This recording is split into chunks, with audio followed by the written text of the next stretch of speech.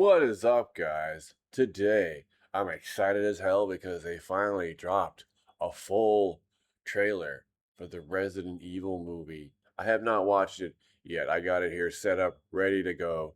So let's do my little live reaction, and then after that, we'll break this puppy down, frame by frame. Hey, man, I gotta be 7. Do you know where I can take this? Excuse me, oh my God. Anybody order a kidney or liver, whatever this is? Anybody? It seems like it's kind of important. Hey, you got time for another run? No, I'm wrapped up for the... It's outside the zone, so it pays double. I could do that. Sweetheart, I'm sorry, the signal sucks here. Can you hear me? I'm gonna stay with Katie for a bit, I think. Michelle, please do not go stay with freaking Katie. Also hurts my feelings that you don't even care enough to come home and have this conversation. Seriously, I'm working. This could be some 8-year-old boy's heart or someone's mom's brain.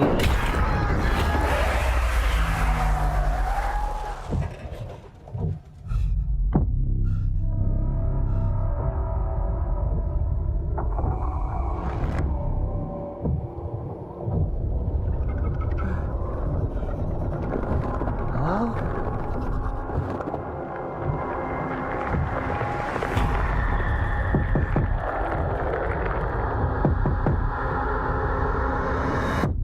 Hello?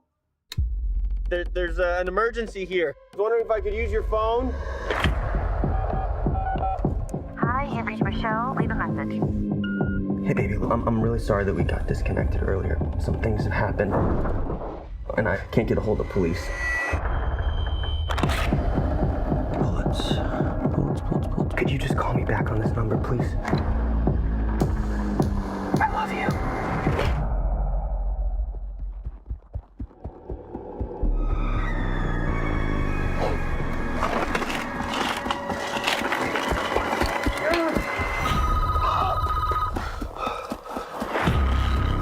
Everything that has happened in this town transpired in a matter of hours. You've got no idea what you've got there in your hands.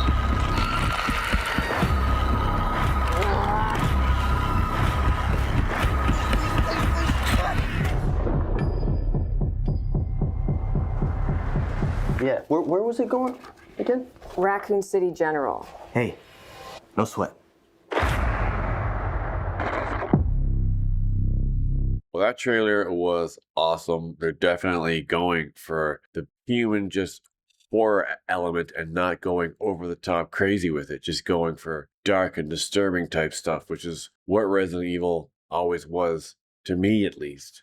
So that was a really great trailer. So let's dive deeper into this puppy. But before I get any deeper, don't forget, hit that little scrizzle button in the bottom. Hit that little notification nizzle bizzle next tizzle it. And don't forget to hit the Liz-like button. Did you know I'm utterly insane?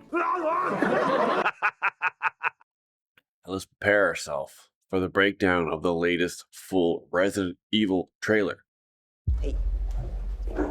Hey, man, I gotta be 7. Do you know where I can take this? Excuse me, oh my God. Anybody order a kidney or liver, whatever this is? Anybody? It seems like it's kind of important. Hey, you got time for another run? No, I'm wrapped up for the... It's outside the zone, so it pays double. Opening shot, we have our hero, Bryan, played by Austin Abrams, who's a medical courier, and he's in this hospital trying to talk to people about this liver he has, but for some reason, it's like everyone's ignoring him, what is exactly happening? Why is no one paying attention to him at all? It could just be a hint at his quote-unquote status in the world of the medical field, as he is just a medical courier. And maybe people look down on medical couriers. It sounds like a kind of cool job to me, honestly. You get to drive people's body parts around and maybe help save someone's life. I can't see what's not cool about that. Like, I got this liver here, who wants it? You're about to leave for the night, and then another nurse is like, hey, got time for one more. It's outside the zone. So then she says the zone. Does the zone mean something, or is that just a phrase they use in general? Like, they're in Raccoon City. So is Raccoon City considered the zone? Because this is before the outbreak happens. It's about to happen. It's probably already happening slowly outside the hospital. They're just not aware yet. So it's about to happen or already happening. But the use of the word the zone from the nurse is kind of interesting to me. So yeah, he grabs this new package and heads off to deliver it. You do that. Sweetheart, I'm sorry. The signal sucks here. Can you hear me? I'm gonna stay with Katie for a bit, I think. Michelle, please do not go stay with freaking Katie. I'm so hurt my feelings that you don't even care enough to come home and have this conversation. Seriously, I'm working. This could be some 8-year-old boy's heart or someone's mom's brain.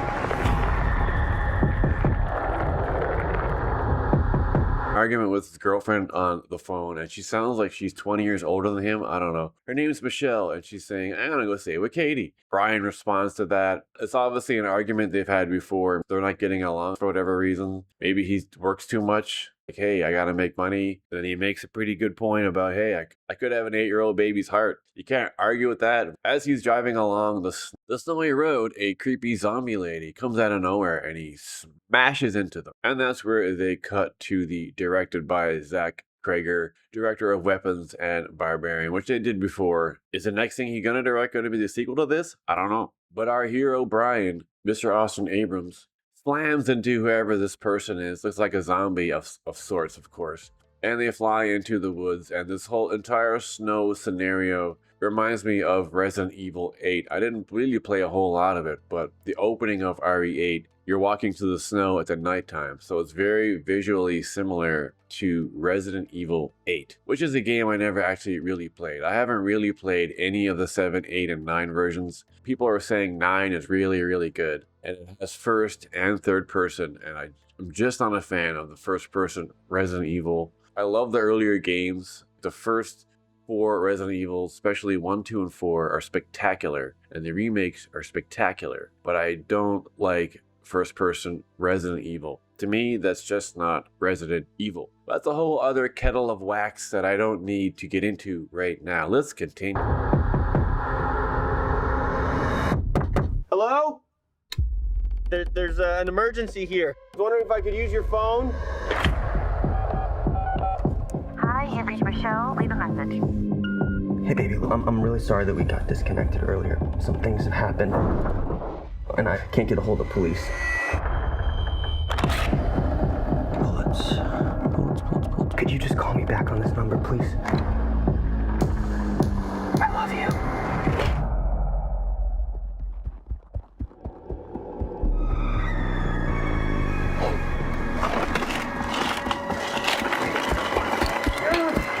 What I really love about what I've seen so far in this trailer and the one from before is how they're just going for simple scares, nothing over the top. And I love that Bryan himself is just an average Joe, a regular medical courier. He's not some type of police person like in the other games with Leon or Chris Redfield, wear all the tactical gear and have guns and know how to use them. This is just a regular guy who maybe never shot off a gun in his entire life. And now he's put in this very unusual situation. Finds this random house in the middle of nowhere. And as usual, of course, like you would in real life, you knock on the door, no one answers, you go inside. Because that's obviously what you do. When you knock on a stranger's door and no one answers, you have to go inside. Because why wouldn't you? Instead of walking away or finding another way to communicate, you just walk right in.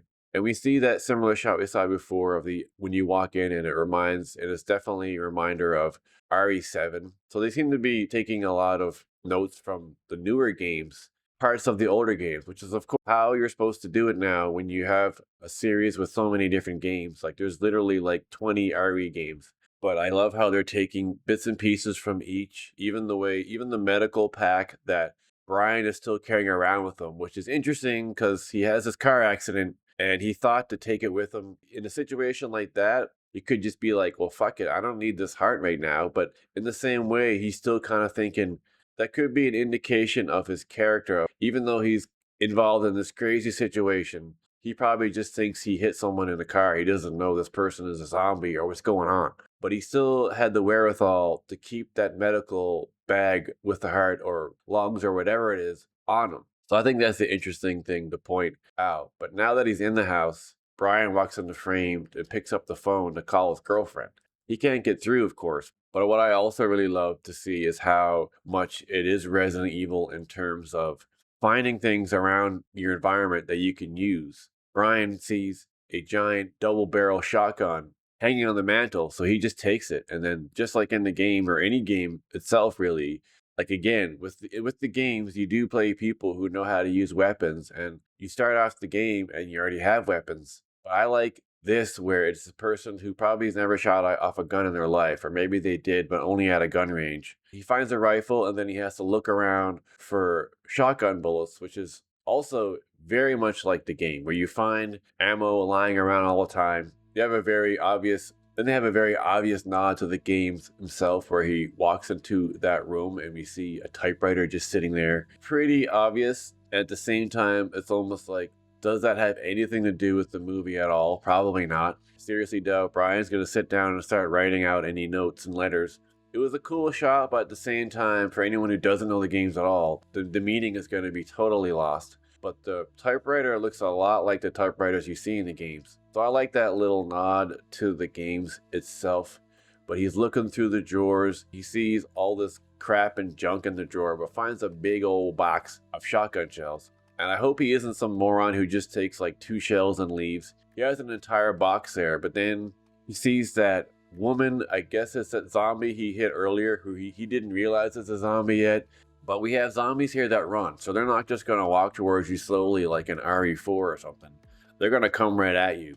And we have this zombie, but at the same time, how does this, if it is the same one that he hit with the car, how does it have the wherewithal to get back up and follow him and know where to find him? It seems like these versions of the zombies are way smarter than before. They're not just mindless. It's almost as if once they get you in your sights like a Terminator, they just go after you until you're dead or until they're dead. It's kind of almost the vibe that I'm getting is, as soon as the zombie sees Bryan or any type of target, that's it. That's essentially their goal for the rest of their existence. Take this thing out, or unless I get taken out. So the way they're dealing with the zombies is kind of different in terms of they actually aren't as completely stupid. They're still mindless, of course, but they have this directive in their mind that almost clicks on. It's like, all right, Bryan or whoever is my new target, so I will go after Bryan until Bryan's dead. But he takes a bunch of shotgun shells and jams them in, and I really hope that he took more and put them in his coat. He didn't just run off with like 2 shells that he's going to run out of. So what actually happens when and if that zombie person reaches the house, who knows? But when he's in the basement, walking around this house that he's just walked into, on the main floor, we see that some things happen, some things got knocked over. We hear a noise upstairs, but we don't see what that noise is at all. We have no idea. But then another way more modern phone next to the bed starts ringing. On the main floor, he used one of those old phones with the big long cord. But then upstairs in this room, there's a more modern looking phone. If that is, in fact, the same house, I'm assuming it is, but maybe it's not. But looks like it's the same house. So he's upstairs in the same house. He sees a zombie person running towards him and says, "What the F?" Everything that has happened in this town transpired in a matter of hours. You've got no idea what you've got there in your hands.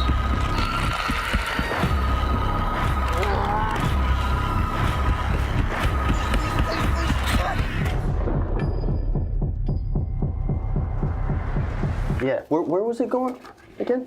Raccoon City General. Hey, no sweat. So we're seeing a bit of the repeat of things we saw before in the teaser, which is a little bit of a shame. I would have liked to have seen some more newer images, but it's a combination of new and just about everything we saw before in the other trailer. But here we have Bryan in the middle of, I guess, Raccoon City, and there's no one around, there's snow, but then all of a sudden, zombies just start falling out of the sky. Not literally out of the sky, I guess they're on the roofs of the buildings. And it's almost as if all the zombies in the entire area suddenly have a goal, and that goal is to take Bryan out. It's almost as if someone's commanding them, all right, this guy has a heart. So does this heart that he have actually mean something? Is it important? Is it really just a random heart some lady at the hospital gave to him? They have this object that we think is somehow important to the story. Is there something important about this heart that he has inside this medical bag that looks kind of similar to what medical packs in these games even looks like? As it continues, though, it gets more and more Resident Evil-y. We get cuts back and forth of Bryan inside the house where he still has his winter hat on, or then we cut to him being in other places. As it goes along, he gets bloodier and bloodier, and how much of that blood is his at all? I'm sure he got a lot of blood on himself in that moment where all the zombies were falling. So there's something about this medical bag that he has that's just very important, or they want us to think it's important. We see that little quick shot we saw before of the weird legs coming out of the door at different strange bizarre angles.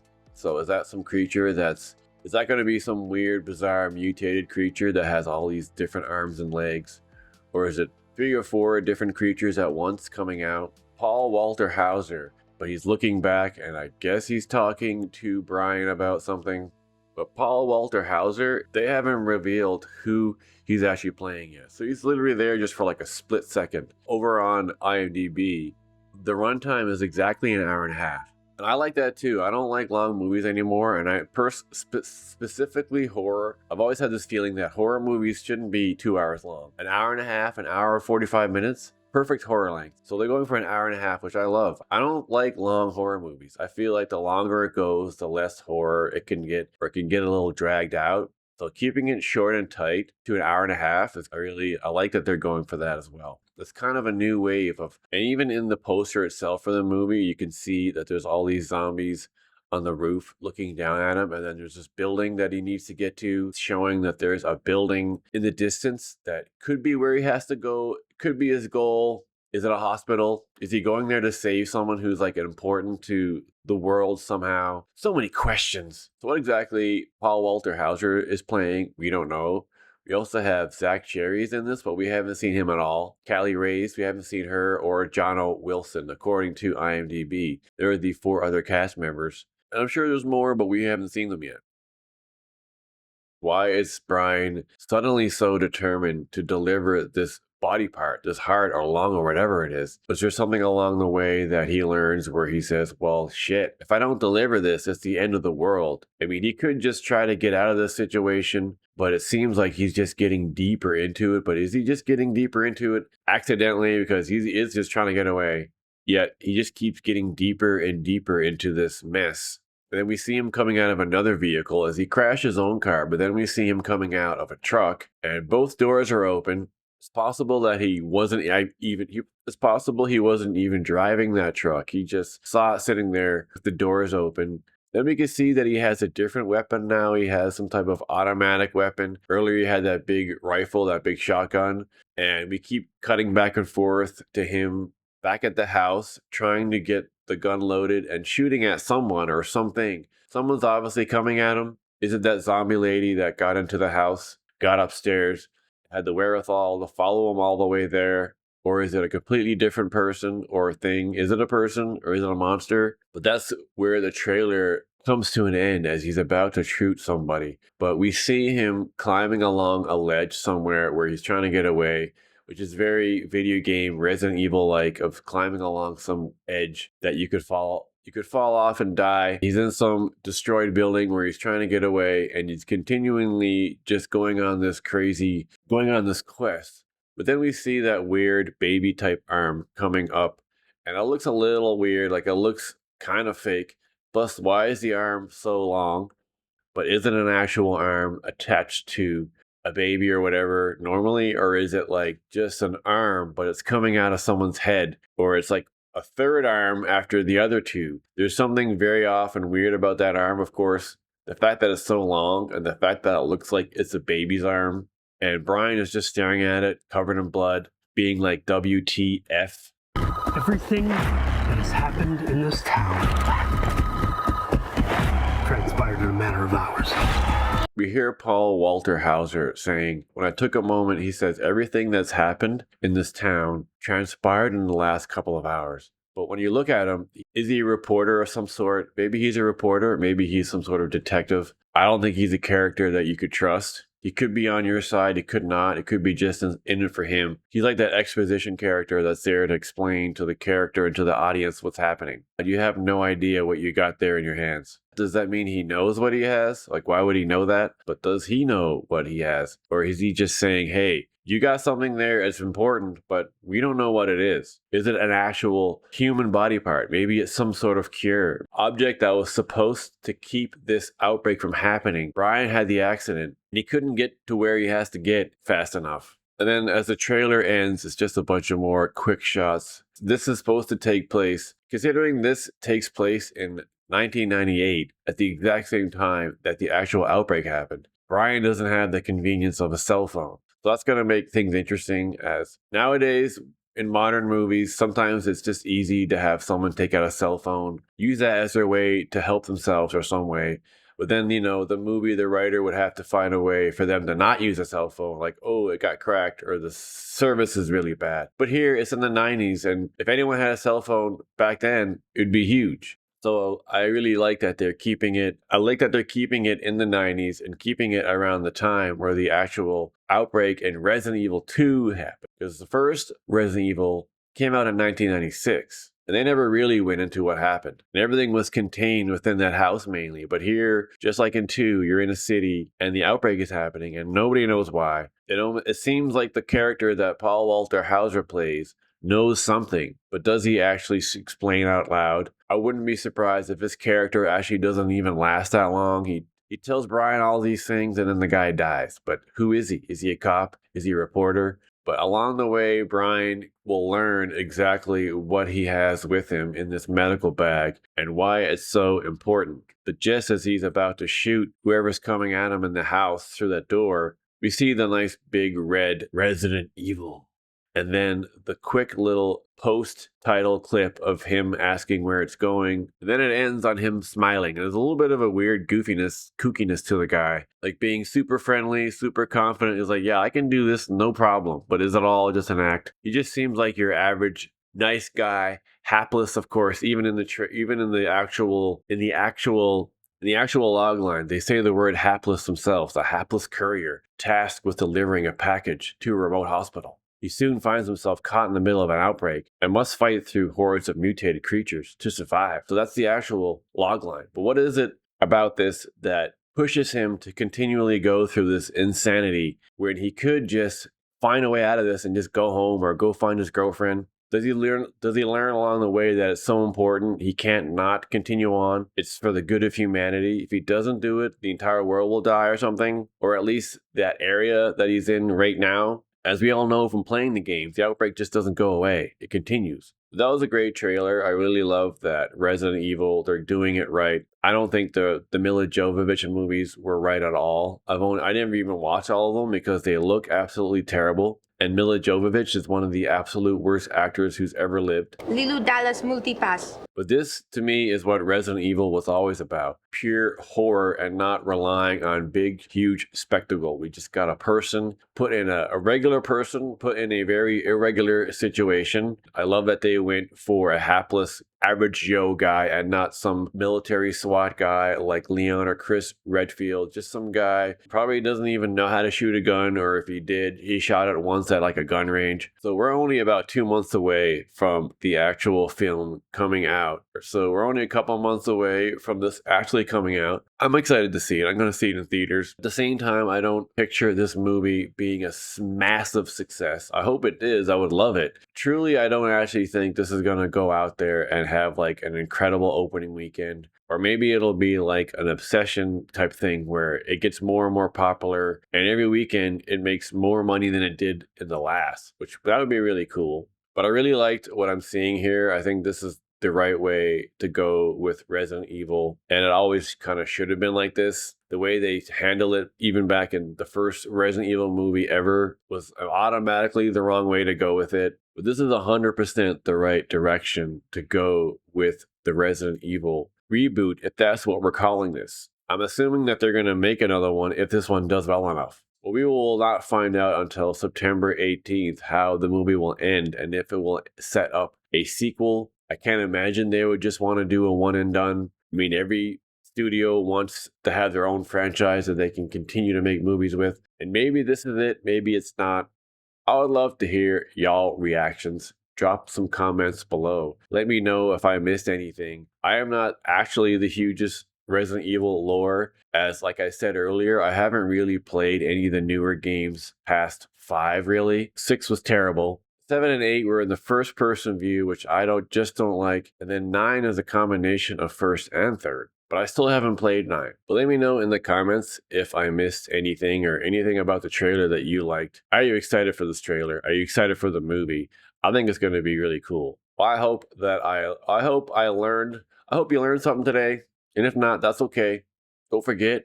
But yeah, if you enjoyed my movie, take a moment. If you enjoyed my video, like, subscribe, and share. Don't forget to keep gaming. Chigan out.